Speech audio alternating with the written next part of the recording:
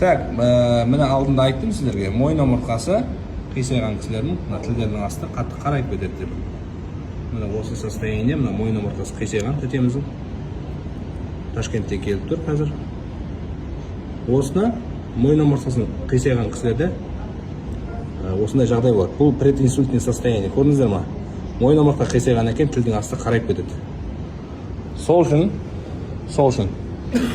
қазір мына мойын омыртқаның барлығын правка жасаймыз.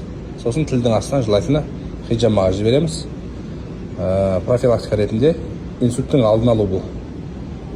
Сол себептен келіп көрінем десеңіздер болады. Так, кислородный голодание деген осы.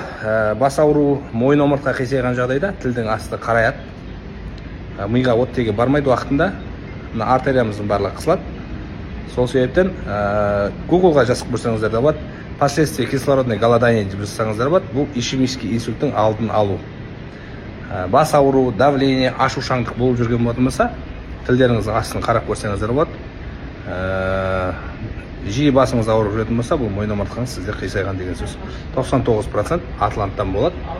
Басыңыз ауыратын болатын болса, емдеуге болады соны. Және инсульттің алдын алам десеңіздер, хабарлассаңыздар болады. Номерім 702 712 3068. Әр қалада қабылдаймыз. Костоправ Мұхтар. Аман болыңыздар. Ташкенттен келген мына кісілер туысқандары емделіп, бұл профилактика жасап жатырмыз.